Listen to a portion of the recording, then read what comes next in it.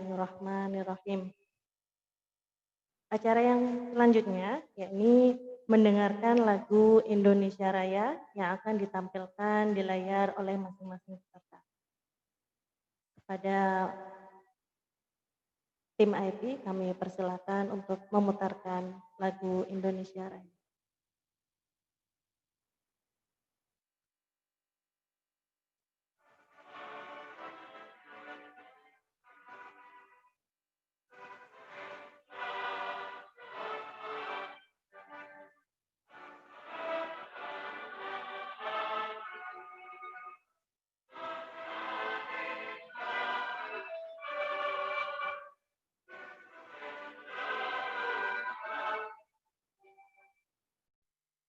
Acara selanjutnya yakni mendengarkan himne dan mars madrasah.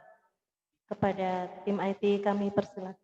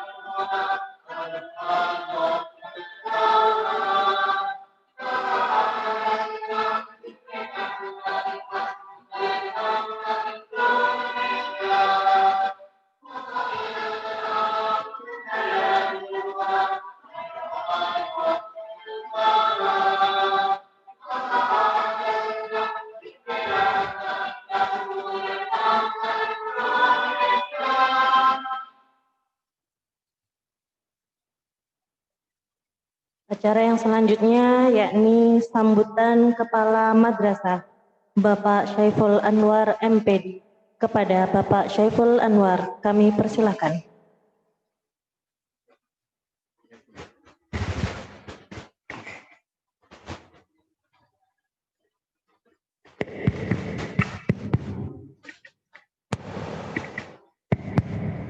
Tes, sudah.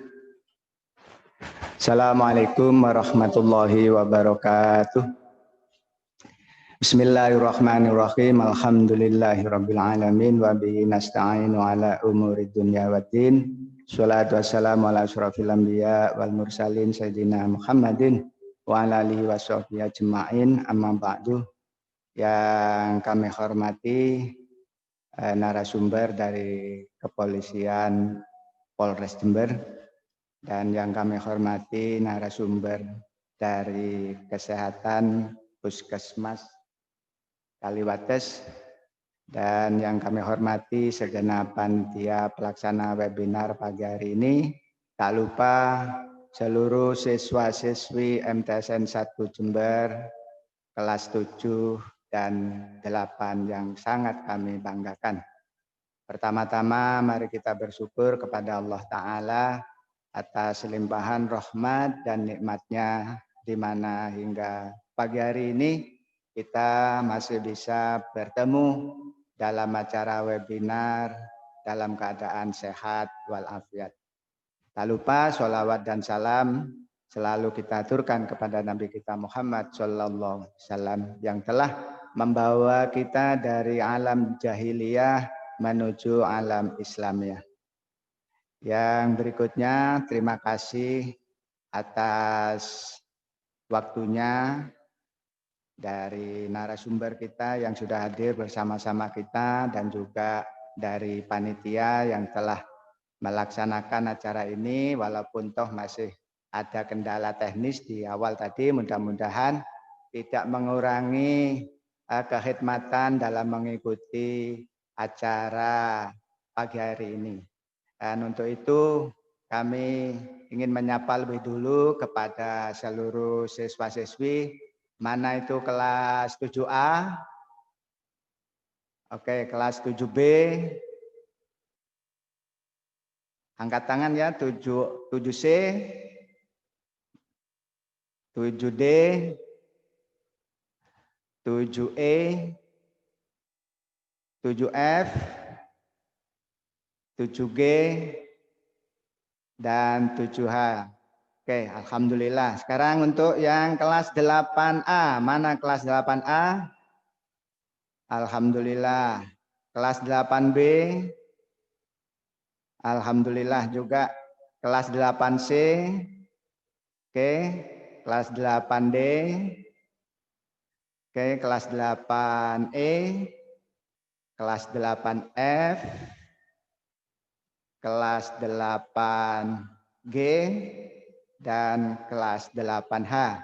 Oke, alhamdulillah semuanya telah hadir dan kami harap anak-anak jangan lupa apa yang sudah dikomandokan oleh Bapak Ibu Guru untuk juga mengisi daftar hadir atau presensinya agar supaya kehadiran kalian semua bisa menunjukkan keaktifannya dalam mengikuti perintah-perintah dari madrasah. Dan acara pagi hari ini sangat penting sekali. Karena apa? Ini demi masa depan kalian. Karena masa depan kalian nanti jelas akan lebih tantangannya lebih berat daripada saat ini. Untuk itu kalian diharapkan saat ini harus mempersiapkan diri dengan baik itu pendidikan, mental, spiritual, sehingga nanti kalian dalam menghadapi masa-masa yang agak sulit daripada hari ini, kalian bisa siap dan terhindar dari hal-hal yang kurang diinginkan atau tidak dibenarkan, baik itu oleh aturan agama, aturan hukum maupun aturan sosial. Dan sekali lagi selamat mengikuti acara webinar pagi hari ini. Mudah-mudahan semuanya bisa mendapatkan manfaat dan juga bisa melaksanakan nantinya, dan tetap jaga kesehatan, tetap semangat belajar walaupun di masa pandemi.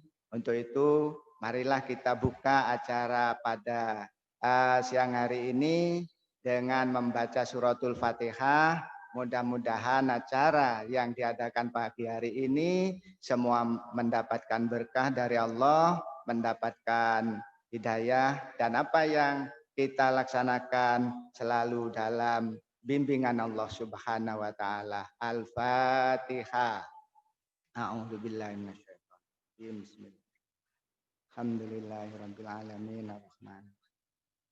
Iyyaka na'budu wa iyyaka nasta'in.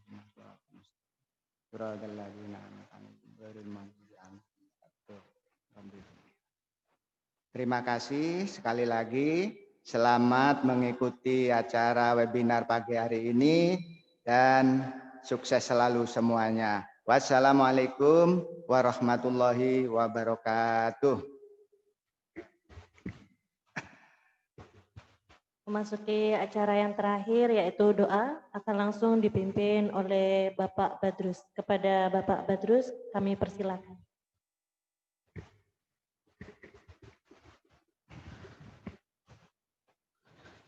Marilah kita berdoa kepada Allah Subhanahu wa taala, semoga jalannya acara ini bisa berjalan dengan lancar dan memberikan manfaat dan barokah kepada kita semua, khususnya kepada siswa-siswi MTS Negeri 1 Jember kelas 7 dan kelas 8.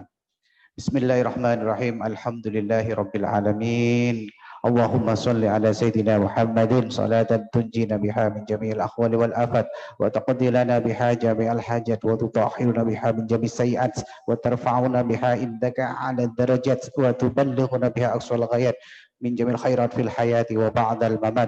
Allahumma ij'alna wa auladana wa talamidana min ahlil ilmi wal huda wat tuqa wal khair ولا تجعلنا وإياهم من أهل الشر والضير اللهم ارزقنا فهم النبيين وحفظ المرسلين وإلحام الملائكة المقربين ربنا آتنا من لدنك رحمة وهيئ لنا من أمرنا رشدا ربنا آتنا في الدنيا حسنة وفي الآخرة حسنة وقنا عذاب النار وصلى الله على سيدنا محمد وعلى آله وصحبه وسلم والحمد لله رب العالمين.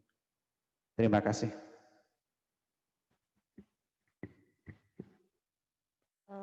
Terima kasih kepada Bapak Badrus. Berikutnya masuk ke agenda kita hari ini, ya ini adalah webinar tentang bahaya kenakalan remaja di masa pandemi COVID-19. Sebelumnya Bu Guru ucapkan selamat datang kepada siswa yang baru bergabung. Jangan lupa taati peraturan di Zoom, antara lain gunakan kolom chat dengan bahasa yang baik, sopan, dan tidak menggunakan bahasa-bahasa yang kasar. Kemudian siswa juga wajib untuk menyalakan kamera sebagai bukti kehadiran dalam acara webinar hari ini. Dan jangan lupa untuk mengisi absen, karena dari absen nanti akan kami undi 10 peserta untuk mendapatkan hadiah, dan juga 10 penanya yang akan menanyakan terkait materi hari ini. Dan yang terakhir yakni adalah siswa merangkum kegiatan webinar hari ini sebagai pengganti pembelajaran pada hari ini. Saya ucapkan juga selamat datang kepada Kepala Puskesmas Kaliwates Dr. Sri Isna Amelia yang diwakili oleh NS Dani Ardiansyah Pradana. Kemudian selamat datang juga kepada Kasat Binmas Polres Jember AKP Yuliati Sufiani SH. Langsung saja untuk pemateri pertama, yaitu kepada Kasat Binmas Polres Jember AKP Yuliati Sufiani SH. Kepada beliau kami persilakan.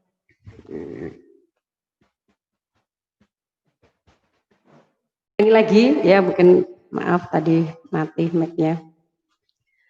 Jadi kenakalan remaja ya itu timbul dari beberapa faktor. Ya, faktor yang pertama adalah faktor internal dan faktor yang kedua adalah faktor eksternal. Untuk faktor internal ini adalah yang mempengaruhi adalah dari adik-adik sendiri. Di mana faktor internal itu dari dalam diri adik-adik ya yang karena masih labilnya ya masih labil daripada perilaku sehingga perlu adanya identitas ya, identitas diri ya, yang jelas adik-adik meyakini ya bahwa adik-adik adalah memiliki kemampuan yang luar biasa. Jangan sampai kita merasa minder ya. Itu adalah salah satu faktor daripada kenakalan remaja adalah faktor internal. Sedangkan untuk faktor eksternal sendiri adalah dipengaruhi oleh lingkungan keluarga, kemudian lingkungan tempat tinggal. Nah, jadi kalau untuk lingkungan di luar daripada internal atau eksternal, yaitu salah satunya adalah faktor salah pergaulan. Maka dari itu pilihlah teman-temannya ya yang kita tahu bahwa perilakunya baik. Ya, apabila teman kita sudah melakukan perbuatan ataupun ada perilaku yang tidak pas, yang sekiranya melanggar aturan-aturan hukum, sebaiknya kita hindari. Ya, karena apa? Karena ajakan-ajakan dari teman-teman ya yang teman-teman kita itu ya yang tidak bisa dipertanggungjawabkan ya segala perbuatannya. Misalnya dia mengajak adik-adik dalam melakukan hal-hal yang tidak baik ya, antara lain misalnya mengajak tawuran kemudian mengajak kebut-kebutan, ya, mengajak adik-adik untuk melakukan minuman keras ataupun mungkin mengoplos minuman keras. Ya, banyak ajakan-ajakan di luar sana ya, yang tentunya adik-adik yang masih usia sangat belia ini, yang dikatakan remaja, usia 13 sampai 17 tahun ini tentunya harus memiliki identitas ya. Kita harus berkeyakinan ya, memiliki semangat yang tinggi. Kita ini sebenarnya arahnya mau kemana ya. Dari sekarang adik-adik harus sudah menentukan apa kehidupan kedepannya adik-adik ya, karena masa depan adik-adik ini adalah masa depan yang sangat cemerlang tentunya, yang merupakan nantinya yang menggantikan ya kita-kita yang ada di sini ya. Adik-adik merupakan tunas harapan bangsa Indonesia ya. Untuk itu ya, harapannya tentunya adik-adik lakukan kegiatan-kegiatan positif ya di luar sekolah ya. Apalagi saat ini adik-adik melakukan pembelajaran secara daring ya. Tentunya jangan sampai apa yang menjadi perintah oleh Bapak Ibu guru tidak dilaksanakan ya. Karena memang masa pandemi ini ya, adik-adik diharapkan belajar di rumah supaya apa? Adik-adik tidak terkonfirmasi maupun tidak terkontak ya dengan orang-orang di luar yang kita tidak tahu ya, masyarakat ataupun tetangga mungkin ataupun lingkungan kita itu ada yang positif. Karena saat ini kita tidak mengetahui siapa yang positif ya, karena kecuali kalau dibuktikan dengan swab ya. Nanti akan lebih panjang lebar dijelaskan dari Dinas Kesehatan terkait dengan pandemi Covid. Mungkin di sini kami hanya membahas terkait dengan kenakalan-kenakalan remaja, kemudian apa saja efek dan dampak daripada kenakalan adik-adik. Ya, jadi salah satunya bentuk daripada kenakalan remaja itu bisa berupa kenakalan di lingkungan sekolah ya. Tadi sudah saya sampaikan bahwa contohnya, nah nanti ketika mungkin sudah mulai belajar aktif di sekolah, contoh salah satu kenakalan remaja adalah yang pertama tidak mentaati peraturan sekolah ya, kemudian bolos ya, tidak masuk sekolah. Nah, itu adalah kenakalan di lingkungan sekolah. Kemudian kalau kenakalan di luar lingkungan sekolah yang dilakukan adalah kebut-kebutan ya, kemudian balap liar, kemudian mabuk ya, kemudian melakukan tawuran, nah ya, kemudian melakukan demo aksi unjuk rasa ya. Yang seharusnya ya untuk tingkat adik-adik ya belum pantas melakukan hal-hal tersebut ya. Karena apa? Karena adik-adik ini tugasnya adalah belajar. Di mana adik-adik merupakan harapan daripada orang tua di rumah, pingin ya anak-anaknya itu sukses ya, pingin anak-anaknya menjadi lebih baik daripada orang tua mereka. Nah, maka dari itu ya, silakan adik-adik saat ini di rumah tugasnya adalah belajar, jangan sampai keluar rumah tidak pamit kepada orang tua. Nah, itu adalah salah satu contoh kenakalan remaja ya di lingkungan keluarga. Kemudian yang salah satu contoh lainnya lagi di lingkungan keluarga adalah selain keluar tidak pamit, kemudian mencuri ya. Mencuri apa? Mencuri uang daripada ibu ataupun bapaknya. Nah, ini adalah merupakan kenakalan remaja juga. Karena apa? Karena efek, saya yakin ya, pasti karena pengaruh daripada teman-temannya.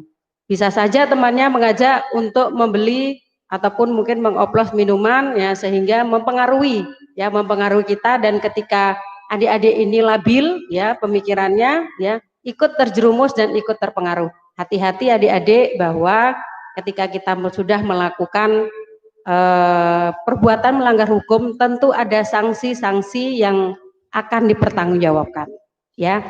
Jadi hati-hati jangan sampai ya kenakalan remaja meskipun itu hal kecil dari dalam rumah, jangan sampai akan berefek sampai keluar rumah ya. Sampai berefek pada kenakalan terkait dengan penggunaan narkoba. Jangan sampai adik-adik menjadi kurir ya, dimanfaatkan ya oleh para pengedar-pengedar itu ya, yang memanfaatkan adik-adik, karena memang banyak ya di lingkungan anak-anak yang dimanfaatkan oleh segelintir orang yang tidak bertanggung jawab. Baik itu terkait dengan aksi demo ya, kemudian penjualan narkoba maupun okerbaya, ya. Yang paling banyak yang dilakukan oleh anak-anak seusia SMP adalah menjadi pengedar, ya, karena diiming-iming ya oleh pengedarnya dengan tentunya dengan uang yang biasanya mungkin lebih, ya, misalnya biasanya dikasih di rumah 10.000, kemudian ditawarkan 50.000 atau 100.000. Nah, itu dia menjual biasanya pil. Ya, hati-hati ya, jangan sampai kita terjerumus dengan hal-hal tersebut, ya. Maka dari itu ya adik-adik, selain kita tidak terjerumus dengan hal narkoba pun juga hati-hati dalam hal menggunakan handphone Android, ya, karena memang sekarang ini adalah era globalisasi, di mana mau tidak mau, suka tidak suka, penggunaan handphone ya yang dilakukan oleh adik-adik itu ya itu sangat berbahaya. Ya, karena apa? Ketika adik-adik membuka konten-konten yang seharusnya tidak dibuka oleh adik-adik, kemudian adik-adik membuka, nah itu akan menjadi masalah. Lebih-lebih ya pada saat ini karena belajar daring justru digunakan dengan bermain game online. Nah ya, jadi jangan sampai ya wifi ya mungkin yang disiapkan oleh orang tua di rumah ataupun mungkin dari pemerintah memberikan pulsa yang harusnya digunakan ya untuk belajar daring justru dipergunakan untuk kegiatan-kegiatan lain seperti misalnya melihat konten-konten pornografi ya, kemudian melihat konten-konten yang seharusnya tidak dilihat ataupun mungkin digunakan untuk bermain game. Nah, jadi harapan kami ya jangan sampai ya melakukan hal-hal tersebut. Karena apa? Karena ketika kita salah bermedsos ya, mungkin ataupun kita bisa mungkin karena kita memiliki kemampuan IT ya yang luar biasa sehingga kita bisa meretas misalnya akun siapapun ya, jangan sampai kita terlibat dengan masalah IT. Karena apa? Sekarang ini di kepolisian ada namanya tim cyber IT. Kita mengupload ya maupun kita bermain di medsos ya dengan mungkin dengan konten-konten yang di situ mengandung ujaran kebencian ya, itu kita bisa dipidanakan. Ya, untuk itu sangat hati-hati adik-adik dalam bermain media sosial ya. Lebih-lebih sekarang ini ya hati-hati dengan berita hoax ya. Berita hoax dan kemudian kita membuat konten-konten yang kita menggantikan mungkin wajahnya orang lain dengan badannya orang lain ya. Nah, hal-hal kecil ini tentunya juga bisa merugikan orang lain ya, sehingga pasti akan lapor ya ke polisi ya karena merasa dirugikan. Nah, jadi banyak ya hal-hal kenakalan remaja yang harus perlu adik-adik ketahui yang tidak boleh dilakukan dengan usia adik-adik seperti saat ini. Karena apa? Karena adik-adik adalah merupakan tulang punggung daripada bangsa ini ya untuk melanjutkan cita-cita ya. Tentunya harapan kami adik-adik merupakan pengganti-pengganti kami ini ya. Ketika adik-adik dari sekarang silahkan milikilah cita-cita, raih mimpi adik-adik ya. Ketika mau ingin menjadi dokter ya silakan ya, karena tadi Bapak Kepala Sekolah menyampaikan ada dari siswa MTS ini ya yang menjadi dokter. Nah, silakan hal-hal yang seperti itu ya kita jadikan panutan. Kemudian jika adik-adik mungkin ingin ada yang menjadi TNI Polri, nah dari sekarang fisiknya harus disiapkan. Jangan sampai ya ikut terlibat dalam pergaulan bebas maupun terjerat dalam kasus hukum maupun tindak pidana lainnya. Ya, jadi tentunya pesan dari kami ya nanti adik-adik bisa bertanya jawab mungkin karena waktu yang diberikan kami terbatas. Nah, nanti terkait dengan kesehatan dan lain sebagainya nanti akan disampaikan oleh tim kesehatan. Untuk itu kami hanya menghimbau sekali lagi di masa pandemi ini ya adik-adik dilarang untuk berkerumun. Ya, berkerumun apa? Karena berkerumun itu ya jangan sempat adik-adik yang pulang habis dari kerumun, pulang ke rumah membawa virus. Lebih-lebih nanti orang tuanya ada yang punya penyakit bawaan ya, sangat cepat sekali untuk penularan COVID ya 19 ini. Jadi adik-adik harapannya tentunya tetap disiplin ya, meskipun belajar dari rumah tetap disiplin dan tetap semangat. Ya, nanti akan ada sesi tanya jawab, silakan adik-adik bertanya apa saja terkait dengan kenakalan remaja. Nanti kami akan menjawab, dan untuk kesehatan nanti akan dijawab oleh tim kesehatan. Saya kira itu aja yang dapat saya sampaikan. Terima kasih atas perhatiannya. Sekali lagi, salam sehat, salam sayang, dan tetap semangat. Wabillahi taufiq wal hidayah. Wassalamualaikum warahmatullahi wabarakatuh. Baik, terima kasih Ibu. Luar biasa sekali pemaparan tentang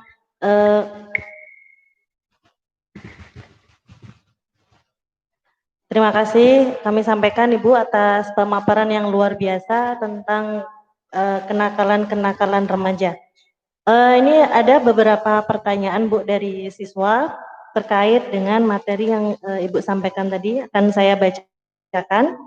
Yang pertama ini adalah bagaimana cara menolak ajakan teman untuk berbuat jelek, karena takut kalau misalkan kita menolak maka kita juga akan dikucilkan dari lingkungan pertemanan tersebut.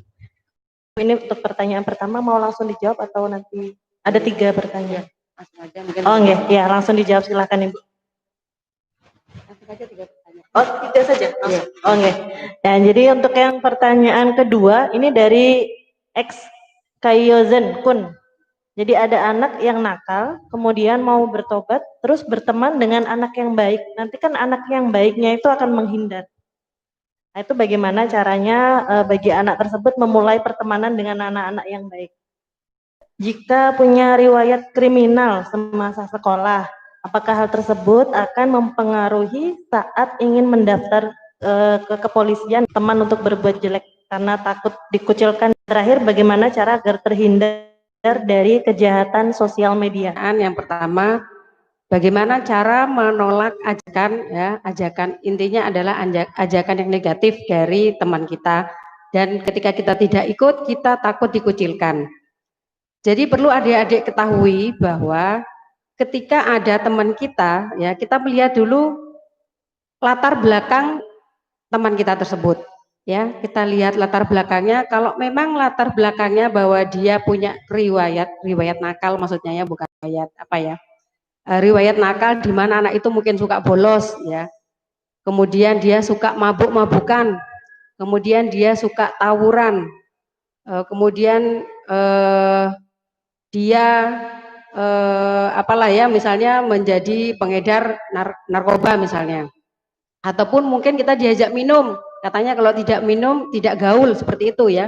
Nah, jangan sampai ya, cara menolak ajakannya kita bisa menolaknya secara baik-baik, justru kita harus bisa menasehati kembali bagaimana supaya teman kita yang tadi yang sudah apa salah dia dalam hal pergaulannya maupun cara tindak laku perbuatannya itu, kalau bisa ya kita yang menegur, memberikan nasihat. Nah, ketika kita sudah menegur ya, kemudian dia masih dengan hal-hal yang tetap dilakukan ya, dengan misalnya kenakalan itu misalnya mabuk-mabukan ya, tentunya itu adalah hal yang negatif. Saya rasa ketika kita punya teman yang seperti itu, kita harus abaikan.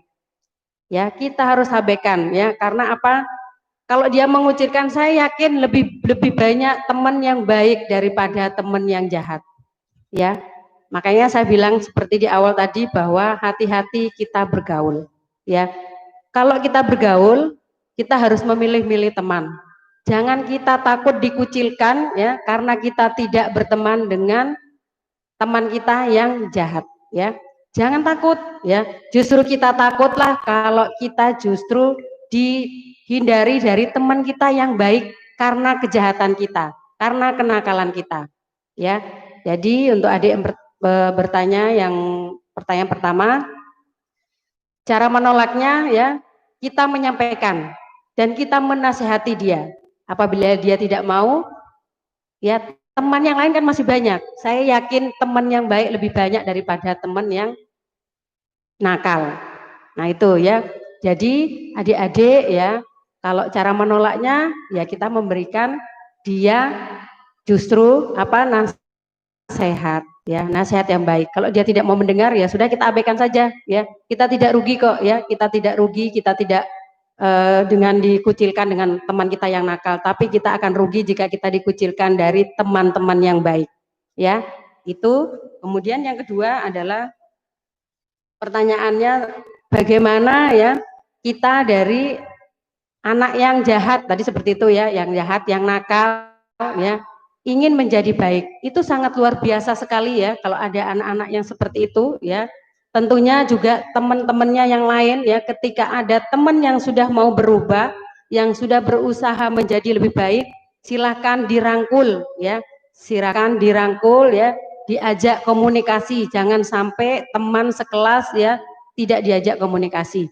Karena apa? Komunikasi ini sangat penting, ya. Ketika tidak ada komunikasi, ini yang menyebabkan kenakalan remaja itu timbul, ya. Jadi untuk itu adik-adik silakan saling menguatkan satu kelas, ya, saling menguatkan dan saling mengingatkan dalam hal kebaikan, ya. Kalau ada temannya yang salah, ditegur, ya. Kalau ada temannya yang berbuat baik, diikuti, itu lebih bagus, ya, lebih baik, ya. Jadi adik-adik, ya, jangan yang justru orang yang tadinya jahat terus dicap jahat, tidak, ya. Tidak selamanya orang yang jahat itu selalu jahat, ya. Dan tidak selamanya orang yang baik itu juga baik. Nah, untuk itu mari kita saling bertegur, ya, kemudian berkomunikasi sesama teman, ya. Kalau temannya salah, ditegur, diingatkan dengan cara tentunya yang sopan, yang santun, dengan tidak menyinggung perasaannya, ya. Karena apa? Karena kalau orang yang baik kita harus memberikan apresiasi, ya, kepada teman kita tersebut, ya. Semakin banyak yang baik, ya, di lingkungan sekolah kita, aura-aura positif itu akan muncul, ya. Jadi timbulkan kekompakan, kesolid, ya, di antara teman, ya. Itu sangat penting, ya, karena kita harus beranggapan bahwa teman kita adalah saudara kita, ya. Mungkin untuk pertanyaan selanjutnya, bagaimana jika kita mempunyai catatan kriminalitas, ya, untuk menjadi anggota TNI, Polri, ataupun mungkin bekerja pada perusahaan, apakah bisa diterima, ya, seperti itu intinya. Nah, perlu kami sampaikan, kita melihat dulu catatannya itu seperti apa, ya. Tindak kriminalnya itu seperti apa, tindak kriminal kejahatan, karena juga ada pelaku pembunuhan juga dari anak-anak ada, ya. Jadi tentunya ketika adik-adik punya catatan kepolisian, ya, adik-adik akan susah mencari pekerjaan.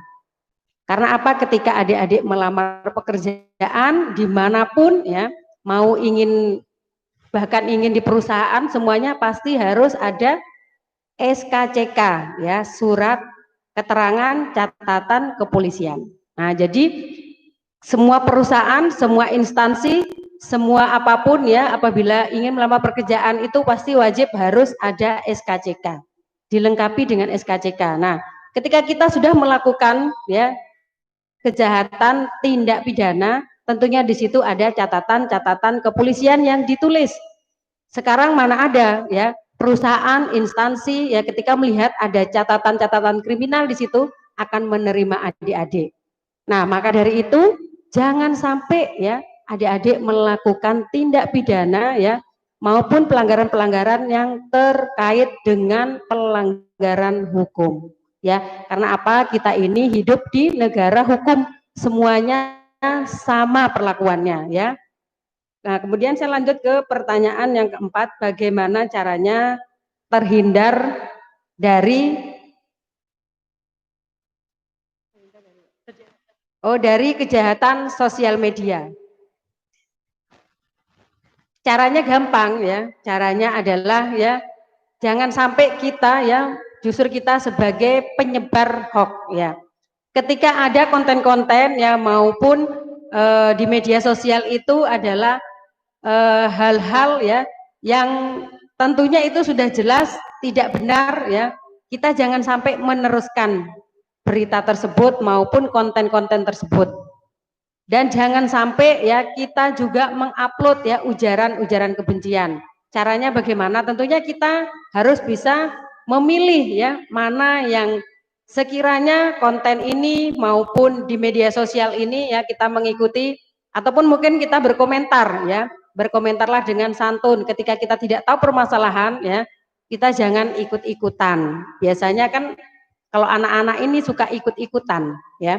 Saya yakin biasanya suka ikut-ikutan. Nah, ikutan-ikutan apa itu? Latah ya.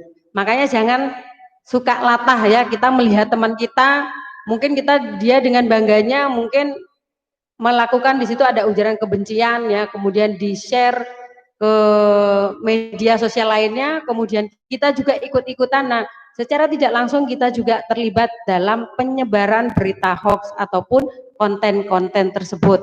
Nah, maka dari itu kita harus hati-hati bermedia sosial ya. Jangan sampai ya kita ya membuka ataupun mungkin meneruskan ya hal-hal yang seharusnya tidak perlu diteruskan ya. Karena apa? Kalau sudah ada tim IT cyber yang menelusuri ya dimanapun adik-adik berada pasti akan ketemu alamat dan rumahnya. Ya, mungkin salah satu contoh ya yang peretas daripada konten KPU-nya Jember ya, itu orang dari mana? 2 orang ya. Salah satunya adalah pelakunya dari daerah Cilegon ya kalau tidak salah ya, yang jelas dari Bandung ya, dari Jawa Barat ya. Itu adalah pelajar SMP ya, kemudian yang satu dewasa dari Sumatera. Semuanya sudah dilakukan pemeriksaan di Polres Jember.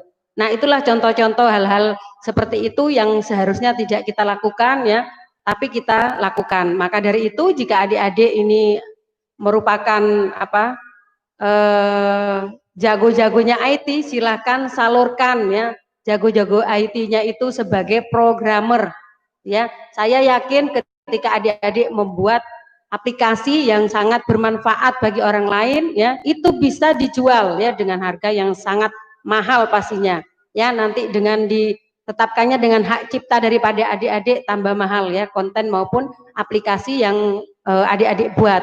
Nah, sehingga untuk adik-adik yang pintar bermain IT silahkan salurkan ke hal-hal yang sifatnya positif. Sekarang banyak cara mencari uang ya dengan yang melalui media sosial ya. Silahkan adik-adik yang berkreasi, yang lebih tahu ya. Maka dari itu gunakanlah media sosial ini ya, internet ini dengan hal yang positif yang dapat berguna bagi adik-adik sendiri. Mungkin ada lagi Ibu Guru? Udah? Baik, terima kasih Ibu. Mudah-mudahan jawaban tadi dapat sedikit mengobati rasa haus siswa terkait pemahaman tentang kenakalan remaja. Berikutnya untuk pemateri selanjutnya yakni dari Kepala Puskesmas Kaliwates Dr. Sri Isna Amelia yang akan diwakilkan oleh NS Dani Ardiansyah Pradana SKep. Kepada beliau kami persilahkan. Bismillahirrahmanirrahim. Assalamualaikum warahmatullahi wabarakatuh. Yang terhormat Kepala MTS Negeri 1 Jember, yang terhormat Kepala Satuan Binmas dari Polres Jember, dan yang terhormat kepada Bapak Ibu Guru yang sudah memberikan fasilitas kepada kami untuk penyuluhan tentang kenakalan remaja dalam masa pandemi saat ini. Di sini saya mewakilkan Kepala Puskesmas Kaliwates saya, beliaunya kebetulan sedang sakit. Perkenalkan, nama saya Dani Ardiansyah Pradana. Di sini saya akan memberikan sharing kepada teman-teman kelas 7 dan kelas 8 gitu, tentang potensi kenakalan remaja dalam perspektif teknologi pada masa pandemi saat ini. Sebetulnya sudah dijabarkan secara gamblang oleh Kepala Satuan Binmas Polres Jember. Di sini saya akan menambahkan beberapa poin saja yang terkait dengan kesehatan. Kenakalan remaja. Kenakalan remaja adalah suatu perbuatan yang melanggar norma, aturan, atau hukum dalam masyarakat yang dilakukan pada usia remaja atau transisi masa anak-anak menuju dewasa. Kenakalan remaja meliputi semua perilaku yang menyimpang dan norma-norma hukum pidana yang dilakukan oleh para remaja. Masalah remaja milenial saat ini ada beberapa poin yang bisa kita cermati. Yang pertama adalah cemas dan kurangnya harga diri. Banyak remaja yang coba mengatasi rasa cemas dalam bentuk pelarian. Biasanya siswa-siswa awal-awal SMP antara kelas 7 dan kelas 8 masih butuh kepercayaan diri untuk eksistensinya diri sendiri. Beberapa siswa ada yang menyalurkannya dengan tindakan yang kurang baik, seperti pelarian kepada minuman keras, obat penenang, seks bebas, dan lain-lain. Ini kita bisa kurangi atau atasi dengan cara mendekatkan diri pada agama, perbanyak ibadah, apalagi khususnya kita kan di MTS yang lebih mengedepankan dari agama, sisi agama. Yang kedua, kebutuhan fitur teladan.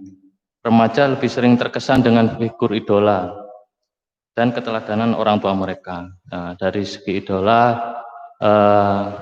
dari zamannya internet ini kita bisa lihat band-band atau K-pop yang lagi ngetren saat ini.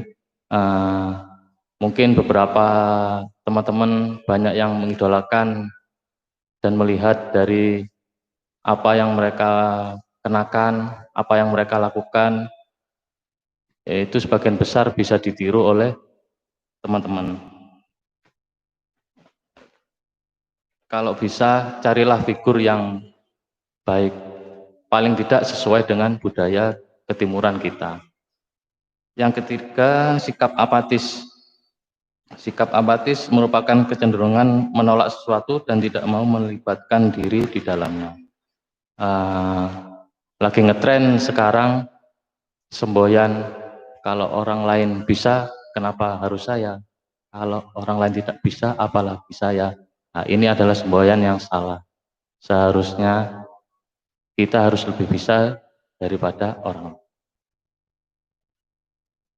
Penyebab kenakalan remaja. Dua faktor tadi sudah disampaikan oleh Kasat Binmas. Yang pertama adalah faktor internal, krisis identitas, terbentuknya perasaan akan konsistensi dalam kehidupannya. Yang kedua, kontrol diri lemah, belum bisa mempelajari dan membedakan tingkah laku baik atau sudah sewajarnya usia remaja mempertanyakan siapa diri kita, akan jadi apa kita nanti, tujuan hidup kita ini apa. Apalagi khususnya kelas 7, kelas 8, lingkungan baru, peralihan dari teman-teman SD ke teman-teman yang sudah SMP, kelas SMP, MTS. Dulu di SD teman-temannya seperti itu saja, mulai kelas 1 sampai kelas 6, sekarang dari berbagai wilayah, dari berbagai background, ada yang baik, ada yang buruk, dan memiliki karakter yang berbeda-beda. Yang kedua, faktor eksternal, kurangnya perhatian orang tua, seperti orang tua yang sama-sama kerja, akhirnya jarang ketemu di rumah, kurang kasih sayang. Kurangnya pemahaman tentang keagamaan. Kalau teman-teman di sini, insya Allah sudah pasti terpenuhi kebutuhan keagamaan. Pengaruh lingkungan sekitar dan tempat pendidikan.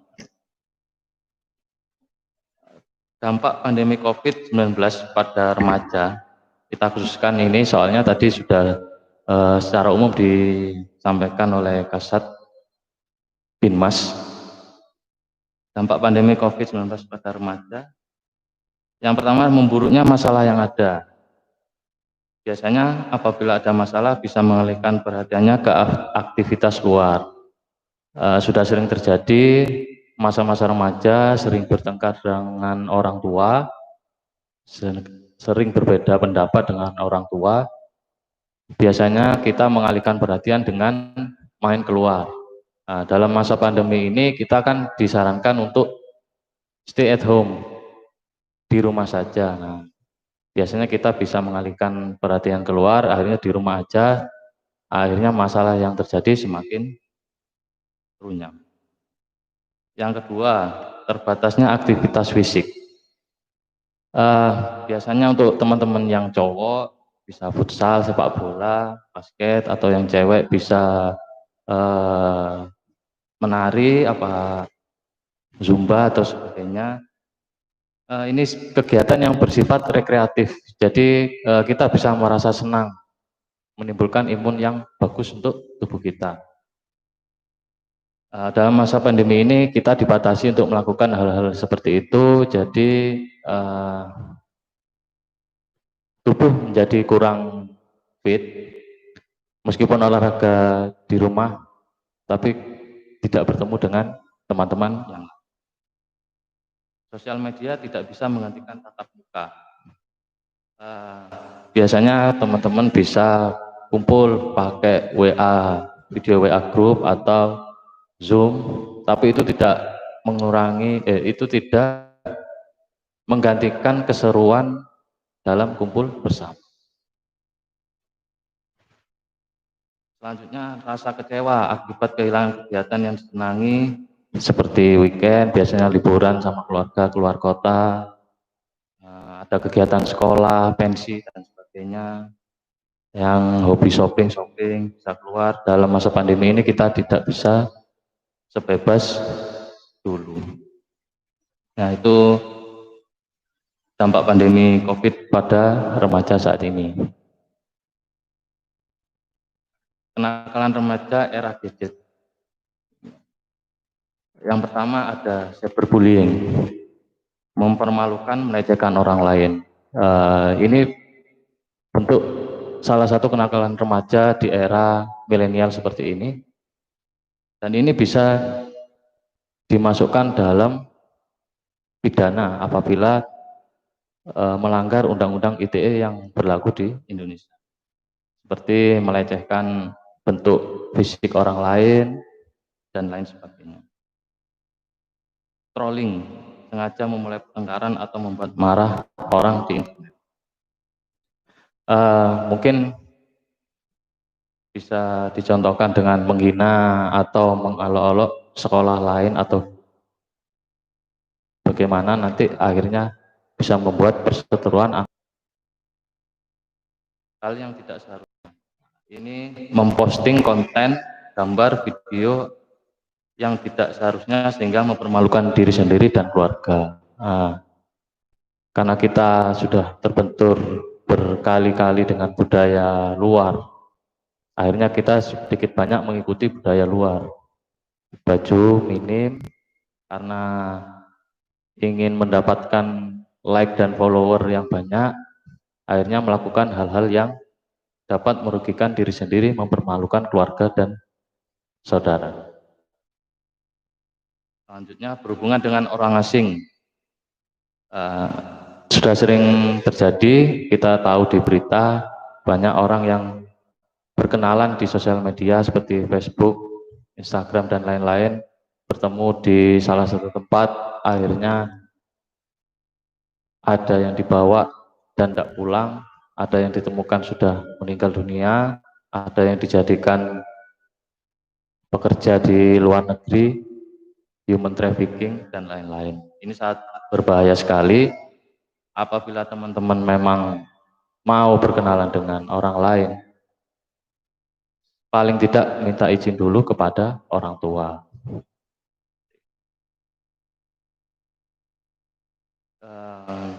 Selanjutnya, dalam masa pandemi ini kita kan lebih banyak di rumah dan memegang gadget kita masing-masing.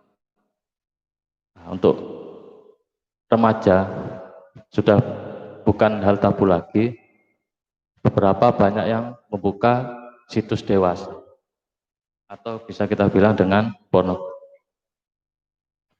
Ini adalah salah satu bentuk kenakalan remaja di era milenial. Dalam perkembangan remaja mengalami perubahan emosional, kognitif, dan psikis. Salah satu perubahan yang tidak bisa dihindari adalah motivasi dan rasa keingintahuan yang berhubungan dengan seksualitas. Kecanggihan teknologi membuat semakin mudahnya mengakses konten termasuk yang bermuatan seks atau pornografi. Ya. Semua sekarang sudah bisa mengakses internet, paketan sudah bisa terjangkau oleh siswa. Jadi semakin mudahnya remaja dalam mengakses konten pornografi daripada zaman dahulu. Paparan pornografi dapat diperburuk dengan kurangnya pengawasan, lingkungannya kurang baik, dan gaya hidup. Nah, ini kita harus melibatkan orang tua di rumah agar lebih mengawasi apa yang diakses oleh teman-teman apabila di rumah. Pornografi dapat berupa sketsa, ilustrasi, foto, tulisan, suara, animasi, dan video yang dapat menimbulkan kecanduan terhadap penikmat. Dan ini sangat bahaya sekali karena akan mengakibatkan kecanduan. Berdasarkan survei tahun 2012 dilaksanakan Kemenkes, banyak 94% siswa pernah mengakses konten porno. Yang paling banyak 57% dari internet. Karena aksesnya sangat mudah sekali didapat, bisa ke warnet, apalagi sekarang sudah punya Android masing-masing. Jadi lebih besar kemungkinan daripada mengakses dari media-media lain seperti komik, majalah, dan lain.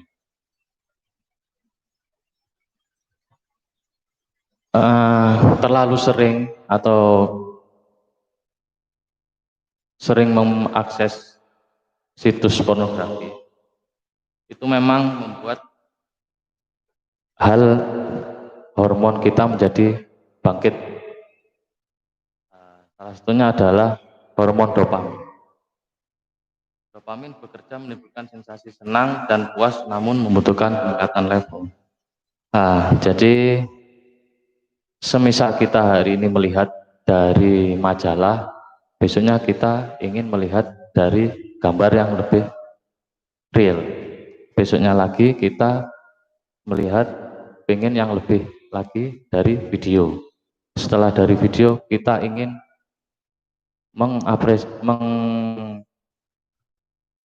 membuat seperti nyata. Akhirnya kita cari pacar. Akhirnya terjerumus dalam seks bebas. Ini sangat berbahaya. Dan hormon dopamin ini tidak akan puas apabila selevel dengan apa yang sudah dia dapat sebelumnya. Biasanya dari video sudah puas, akhirnya selanjutnya ingin yang real, yang sebenarnya. Yang kedua adalah hormon neuropinefrin. Hormon neuropinefrin bekerja pada memori untuk selalu mengaitkan apa yang dialami dengan apa yang dicandu. Seperti apabila melihat lawan jenis dengan pakaian sedikit terbuka, langsung membayangkan hal-hal yang tidak terpuji. Ini bisa juga meskipun kadang pakaian yang dikenakan masih tertutup. Hormon yang bekerja selanjutnya adalah serotonin. Serotonin bekerja menimbulkan perasaan nyaman, tenang yang sesaat. Saat teman-teman ada masalah, pelariannya alangkah baiknya kepada ibadah atau agama. Nah, untuk orang yang sudah kecanduan dengan situs pornografi, apabila mereka ada masalah, mereka akan merasa tenang dengan mengakses situs pornografi tersebut karena hormon serotonin sudah mulai bekerja di dalam tubuhnya. Yang selanjutnya adalah hormon oksitosin. Hormon oksitosin adalah hormon yang menimbulkan rasa kasih sayang. Biasanya hormon ini muncul saat ibu melahirkan saat melihat anaknya, jadi timbul rasa kasih sayang. Nah, apabila kita melihat situs pornografi seperti ini dan muncul keluarlah hormon oksitosin, inilah yang salah. Akhirnya kita jadi kecanduan dalam mengakses situs pornografi ini. Dampak negatif yang diakibatkan oleh terlalu sering menonton konten pornografi, yaitu yang kerusakan otak. Pengakses akhirnya tidak bisa mengontrol perilakunya. Kebanyakan pengakses situs pornografi adalah menarik diri dari sosial. Dia kelihatan sering menyendiri.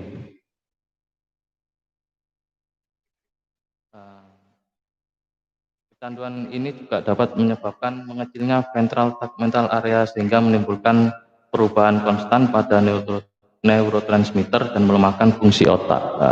Ini sisi otak bagian depan. Apabila ini rusak, yang pertama kelihatan adalah perilaku malas. Yang kedua, terjerat seks bebas. Nah, ini yang bahaya sekali. Pornografi adalah merupakan awal dari seks bebas. Nah, setelah seks bebas akhirnya terjangkit penyakit menular seperti herpes, kencing nanah, dan yang paling buruk adalah HIV/AIDS.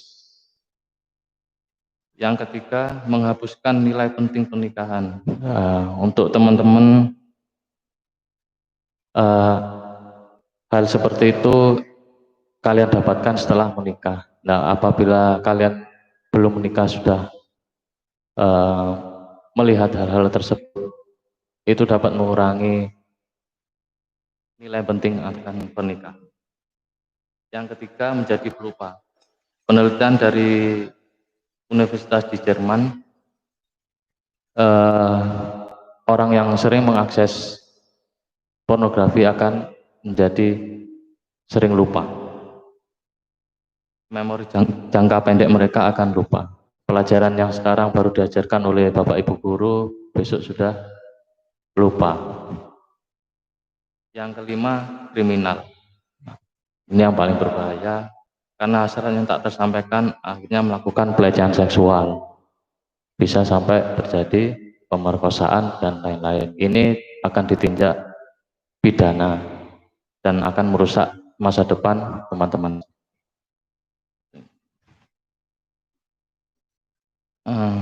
Hal-hal yang bisa dilakukan adalah yang pertama, dari orang tua bisa disampaikan ke orang tuanya tetapkan batas waktu penggunaan internet. Yang kedua, awasi saat anak-anak menjelajah internet. Ini sangat penting karena Bapak Ibu di sekolah tidak bisa mengawasi apa yang mereka lakukan di rumah.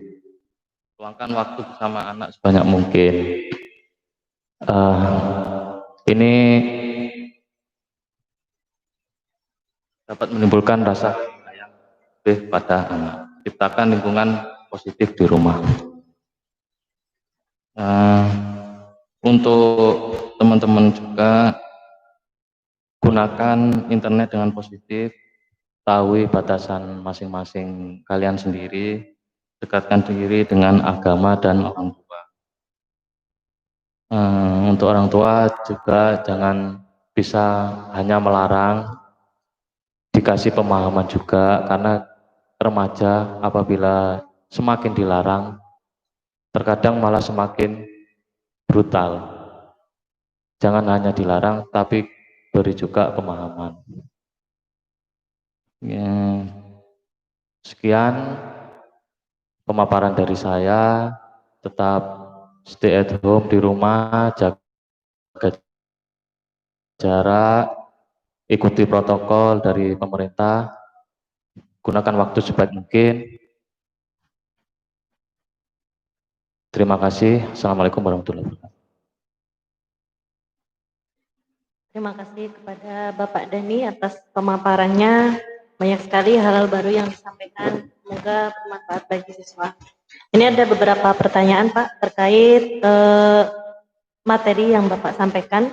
Ada beberapa siswa bertanya, kurang lebih nanti akan saya sampaikan 5 pertanyaan. Ini nanti satu pertanyaan langsung dijawab atau langsung semuanya? Saya tulis. Oh ya, baik.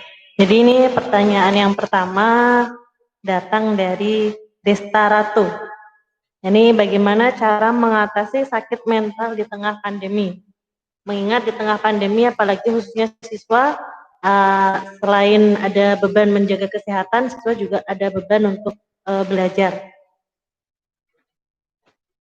Kemudian pertanyaan kedua dari Jihan Oktavia Riyadi, bagaimana cara mengatasi kecanduan dalam bermain sosmed atau bermain game?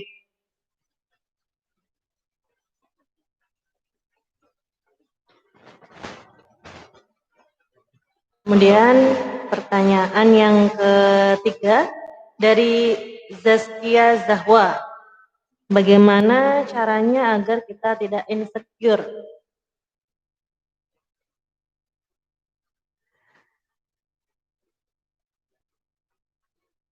Kemudian pertanyaan yang keempat dari Nailul Anisah, apakah berbahaya jika menggunakan masker saat berolahraga? Mengingat saat pandemi seperti ini, pemerintah mewajibkan untuk memakai masker saat berada di luar ruangan.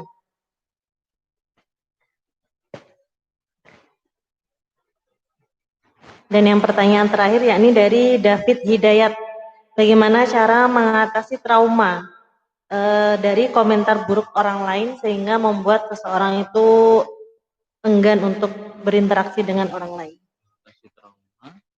Dari komentar buruk atau perkataan buruk orang lain. Baik, itu saja waktu dan tempat.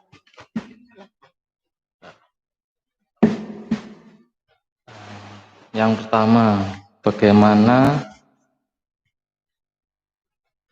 cara mengatasi sakit mental saat pandemi?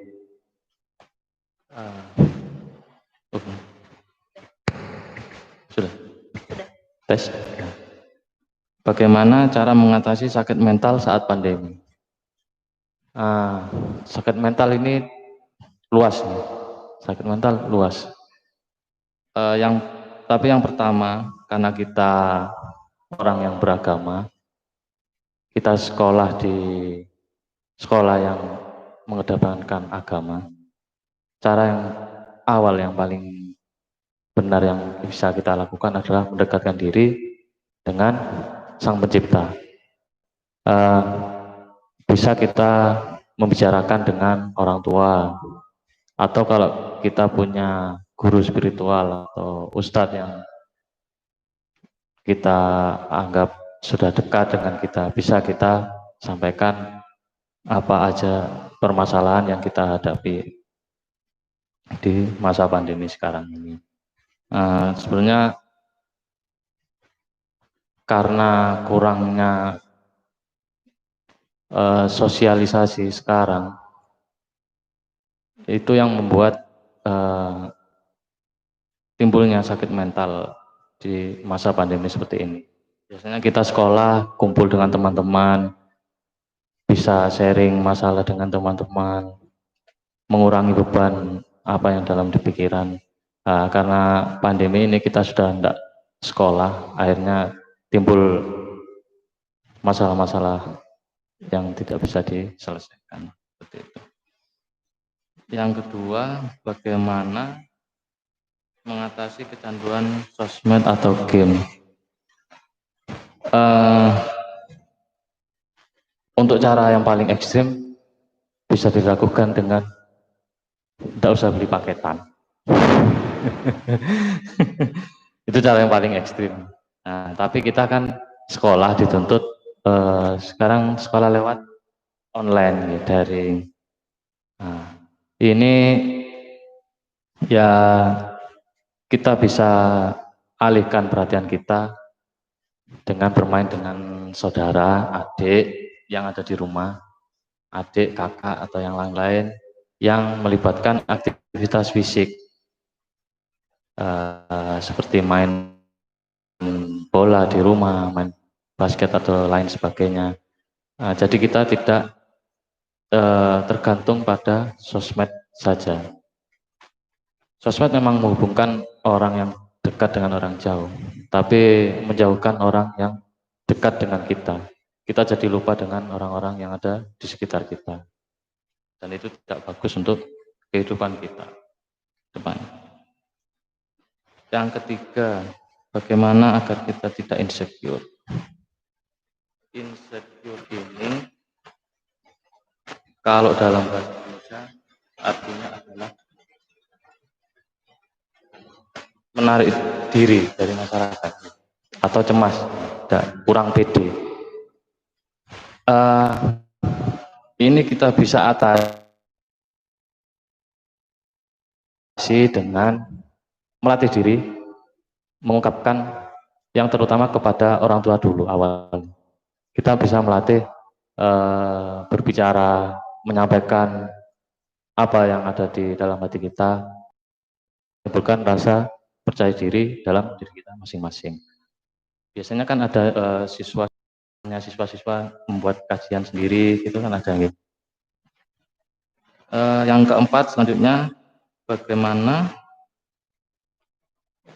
memakai masker saat berolahraga. Memakai masker saat berolahraga itu sangat tidak enak sekali dan tidak disarankan sebenarnya. Karena saat berolahraga tubuh kita membutuhkan oksigen yang lebih daripada aktivitas kita biasanya. Apabila kita memakai masker, akhirnya kebutuhan oksigen kita akan kurang dan itu bisa menimbulkan pingsan dan lain sebagainya. Itu sangat berbahaya. Dalam masa pandemi ini alangkah baiknya kita melakukan olahraga yang tidak menimbulkan kerumunan. Jadi kita meskipun lepas masker jadi lebih aman. Kita bisa berolahraga di halaman rumah atau di lapangan yang sepi dan tidak ada orang lain. Jadi tidak ada interaksi dengan orang lain. Yang selanjutnya, cara mengatasi trauma dari komentar buruk orang lain. Bangkitkan rasa percaya diri Anda, teman-teman sendiri.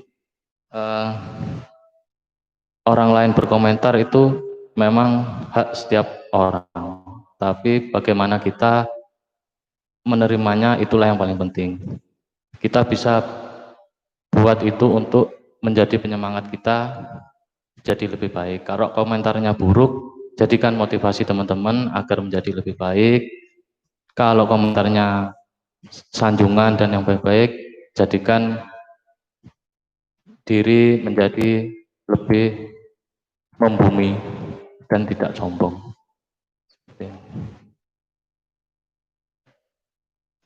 Baik, itu tadi jawaban dari pertanyaan-pertanyaan siswa yang ada di kolom komentar. Sebenarnya banyak sekali Pak ini pertanyaan-pertanyaannya. Cuma karena keterbatasan waktu, akhirnya kami hanya membatasi 5 penanya saja. Baiklah anak-anak, mungkin cukup sekian materi tentang kenakalan remaja di tengah pandemi COVID-19 ini. Mudah-mudahan banyak ilmu-ilmu baru yang bisa kalian ambil dan kalian serap dari materi hari ini. Mari kita tutup materi kita hari ini dengan bacaan hamdalah. Alhamdulillahirabbil alamin. Subhanakallahumma bihamdika asyhadu an la ilaha illa anta astaghfiruka wa atubu ilaik. Terima kasih. Wassalamualaikum warahmatullahi wabarakatuh.